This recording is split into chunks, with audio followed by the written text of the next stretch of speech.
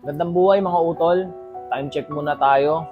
11:30 na pala ng gabi. Meron lang akong gustong ibahagi sa inyo. So hindi ko alam kung paano ko siya uumpisahan. Ang hirap sa part ko, lalo sa part nyo. At lalong-lalo din sa mga mountaineer at mahilig sa magpunta sa mga kalikasan. Kung saan pa man, saan kayo mapadpad, kahit nga sa tabi-tabi lang. Experience ko to nung pumunta kami ng Tinipak River sa Tanay. Siguro yung iba dito sa inyo nakapanood na ng vlog ko na nagpunta kami doon sa Tinipak River. Ang ganda talaga niya. Maganda talaga yung Tinipak River sa totoo lang. Kinikilabutan ako habang sinasabi ko to, pero creepy talaga eh. Sobrang creepy at sobrang connected nung nangyari sa akin. Dun sa isang mountaineer o turista na pumunta rin doon last 2016. Mawalang galang na din po dun sa pamilya nung lalaki na may sasama ko dito sa aking video.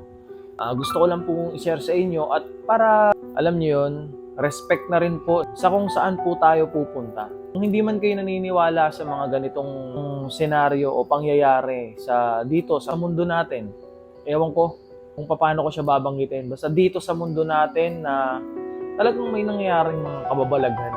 Ayun, papabilisin ko na ng konti. Last 2 weeks ata yun, pumunta kami ng Tinipak River sa Daraitan, Tanay. Okay, kinikilabutan ako, sorry. Okay naman, talagang maganda doon at masaya doon. Hindi ko naman din ine-expect na may mangyayari sa aming masama o kung ano man. Pero yun na yung nangyari sa akin. Pero ganito muna yung umpisa na yun nga, na-meet na namin yung tour guide namin, pero hindi ko na siya papangalanan. Syempre, for security niya na lang din. Kinuwento niya sa amin yung nangyari noong last 2016 na merong nawala doon, lalaki. Ito yung pangalan niya. Yan. Sorry po sa pamilya. Connected lang din po talaga sa nangyari sa akin ngayon, yung experience dyan. Pero, ayun po. Mababasa nyo yan sa mga social media platform. Meron din yan sa Google, nakita ko. Meron din dito sa Facebook. Meron din. Sagrado nga yun dahil hanggang ngayon hindi pa nalaman kung ano nangyari sa kanya. Nawala daw yan siya. Ilang araw ang hanapan hanggang, sa totoo lang hanggang ngayon, umaasa pa rin yung pamilya niya na makikita siya. Sabi sa amin ng tour guide na yung pagkawala niya daw talagang nakakapagtaka nga naman. Tapos, syempre, andun lang dapat talaga yun sa ilog kung sakali man or dun sa gubat. Kung may mawawala man, may mahanap din or meron ding boses o kung ano mang panghingi ng tulong na gagawin niya, hindi siya nahanap ng mga rescuer. Kaya alam mo yun, lumapit daw sila sa isang tao or like kung tawagin dito sa atin is albularyo or talagang may mga kakayanang makipag-usap sa mga taga-ibang third world na tinatawag. Kumbaga, di ba, yung mga nakatira sa ibang dimension. Like, ang nabanggit kasi sa amin ni tour guide is yung diwata. Nagustuhan daw siya ng isang diwata. Base lang yun doon sa kwento sa amin. Sabi nung isang albularyo or yung nakipag-usap nga doon sa mga engkanto or diwata na nagustuhan daw siya ng diwata. Tapos, nung nagustuhan siya ng diwata, ipinababalik. Sorry guys, kinikilabutan talaga ako. Ipinababalik siya dahil nga hinahanap na nga ng pamilya. Ang problema, sabi ng mga diwata, kaya daw nilang ibalik yung tao. Ayun, kaso nga lang, may babalik nila nang wala ng buhay. Pero, kung doon daw nila basta parang doon na nila papatirahin or iiwanan na, papamahala na nila, yun, yung nawawalang tao na yun, doon sa mga diwata, habang buhay daw siyang mabubuhay. Isipin nyo man na may sira ako sa ulo o baliw ako, pero isa rin kasi ako sa taong naniniwala sa mga ganun dahil marami na rin akong experience. Ang ganun yung pagkakakwento sa amin. Pero, syempre, kwento nga, hindi ko na siya totally sineryoso pa. Pero, syempre, natakot ako. Kumbaga, nag-iingat kami nung pumunta kami doon, sa lahat, sa kuweba, sa mga batuhan na pwedeng maging aksidente na mangyari sa amin. Hindi kami naligo sa malalalim dahil yun nga daw yung mga meron daw nakakatakot na agos na hindi natin alam. Yung current ng tubig na nasa ilalim ng bato, yun yung parang kinakatakutan doon. Dahil may possibility na higupin ka at hindi ka nailabas. Parang ganun yung naging senaryo ng pagkawala niya. Yun yung parang iniisip nung iba doon. Pero hindi na siya nakita. Kumbaga sa akin, kumbaga wala lang.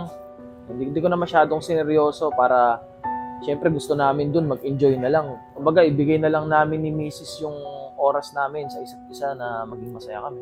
Tapos nung ngayon, natapos na lahat, nakauwi na kami, nakapag-settle na kami doon, nakapag-logbook kami ng in and out, nakapag-out kami doon, pirmahan, nakalabas kami at nakarating kami dito ng maayos sa bahay namin. Nung simula nung pumunta kami doon, ito na yun nangyari sa akin, na parang connected siya. Simula nung pumunta kami doon, halos araw-araw akong nananaginip at ang dahilan ng pagkapanaginip ko is lagi akong nasa tubig. Para akong nalulunod o parang merong humihigit. Araw-araw talaga. Talagang meron pa akong isang napanaginipan noon na humiram ako ng goggles. Tapos pagkakuha ko ng goggles, pagkasisid ko, talagang kulay black talaga lahat na natakot ako na gusto ko nang umahon. Nagising agad ako. Meron din kasing isang senaryo doon na sinabi ko kay Mrs. Sabi ko, Los, gusto kong hiramin yung goggles ng bata, gusto kong sumisid. Yun lang, hindi ko naman masyadong pero pati ba naman yun, pumasok sa panaginip ko. Tapos meron pang isang beses na na naginip ako na parang may tali doon na nakakonekta sa may ilog. Pero hindi ko na siya binaba kasi doon sa panaginip ko, parang aware na ako na magiging bangungot na naman Kaya gumising agad ako. Tapos meron pang isa na nasa beach ata ako noon. Tapos hinila ako ng talagang pailalim hanggang tubig. Ilalim ng tubig na hindi talaga ako makahinga. Isipin mo yung sunod-sunod na araw na puro tubig lang yung napapanaginipan ko. Hindi ko alam kung bakit. Talagang bangungot, hindi na ako makatulog ng Hindi ako makatulog ng maayos. Nakatulog na ako tanghali, alas 9. Pero hindi ko siya naiisip yung pagpunta namin doon na yun ba yung dahilan. Hindi ko siya naiisip. Hindi ko naiisip yung nangyari doon sa tao na mountaineer o yung turista, yun nangyari sa kanya. Hindi ko iniisip na ganun din yung mangyayari sa akin. Kasi nakauwi ako dito Tapos, syempre dahil sa sobrang alala ko na sa nangyayari sa buhay ko sa akin. Kasi, syempre gusto ko rin naman makabuo ng tulog. Yung nangyayari sa akin na yun, inilapit ko siya sa Ermat ko. Kasi si Ermat, faith healer. Sabi ko, tawasin mo ko. Kasi hindi na biro yung nangyayari sa akin. Nananaginip ako, tsaka yung bangungot ko, laging tubig. Ano kayang ibig sabihin nun? Sabi pa nga ni Mrs., baka raw excited lang ako sa swimming namin kasi magkakaroon ng outing Tapos, hindi naman namin pinag-uusapan ni Mrs., hindi ako nag-e-expect, hindi ako nag-iisip na yun yung magiging resulta. Pero yung tinawas ako ni Mama, sa lahat ng mga naniniwala dito yung tinawas ako ni Mama, ang pinakalumabas doon sa tawas niya sa akin, duwende, na makapal yung balbas, tapos nakaupo sa bato. Habang nakaupo sa bato, hindi ko pa siya iniisip na dun talaga Pero nung sinabi niya na nakaupo sa bato na meron tubig, doon ako nag-isip. Nilabutan ako. Hanggang ngayon, kinikilabutan ako. Doon ako nag-isip na, nagkatinginan pa kami ni Mrs. nung sinabi ko na, di ba Los, nag-swimming tayo o nag-outing tayo. Ayun, parang, ang sabi ni Ermat sa akin, hindi naman daw galit yung duwende. Pero, parang masaya siya Parang masaya siya na natuwa siya sa akin. Isipin mo yun. Ganon din kasi yung senaryo nun yung diwata, natuwa daw dun sa lalaki. Di ba may possibility na, paano kaya kung yung duwende natuwa sa akin dun, na ako yung kinuha niya. Isipin mo yun, parang, hindi ko siya mapaliwanag talaga nung nalaman ko. Nangyari yun, kahapon, nung nagpatawas ako. Di talaga, sabi ko, talagang connected Sabay na ikwento ko din kay Ermat yung ganun na meron ngang senaryo na nawala nga doon na tao na ikwento sa amin ng tour guide na ganun nga daw. Sa akin, ako talagang sa tinakbo ng sa tinakbo ng ilang taon na ako ngayon. Pero talagang naniniwala ako sa ganyan. Kaya aking respeto ko rin sa kalikasan Hindi namin siya masyadong, hindi ko siya masyadong, pag pumupunta ako sa mga nature, nagdadala ako ng sarili kong gamit, panglinis, hindi ko siya binababoy. Kasi meron talagang mga nakatira dyan na, hindi ko naman sinasabi na maniwala kayo sa akin, pero yun yung pinakapaniniwala ko na meron tayong mga hindi nakikita na nakikita nila tayo palagi. Kaya yun, experience ko lang. Yung sa akin siguro, ilang ulit na rin daw kasi nangyari yan sa Tinipak River. Meron pa siguradong lugar dyan na hindi pa talaga totally nadidiscover. Hindi lang yung kuweba dyan, hindi lang yung ilog dyan ng mga rock formation. Meron pa siguro dyan na hindi nadidiscover. Akin, bilang ako, isipin ko na may mga nawawalan tao Halimbawa, yung current ng tubig, di ba malalaking bato yung nakasalampak na gano'n eh. Yung current ng tubig is umiikot. Sa laki ng bato na yon, may possibility dun sa ilalim nun, merong lugar na walang tubig. Na nasa ilalim nun, ay may possibility na, alam mo yon, na may mga nakatira. Hindi, kinikilabutan ako, totoo lang. Or meron ng, alam mo yon, hindi ko, ayoko namang sabihin na, ay po, baka mamaya isipin nyo, sisiraan na ako ng ulo.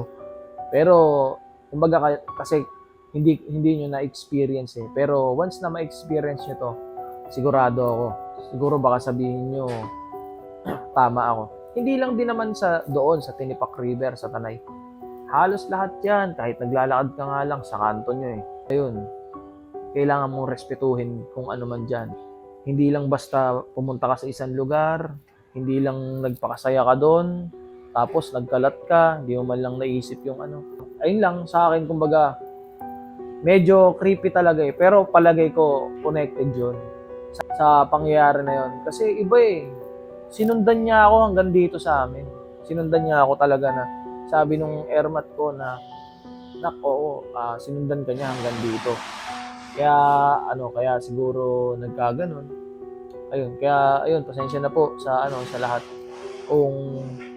Kung meron man po akong nagulo na isipin, kung may mga pupunta ng Tinipak River or kung saan man pong mga lugar na posibleng pagdausan nyo ng kasiyahan nyo, respeto po natin sila. Ako wala naman ako naaalala na ginawa ako na mali. Siguro kaya natuwa sa akin dahil yun nga, may pakialam kasi talaga ako sa kapaligiran. Kaya siguro ganon.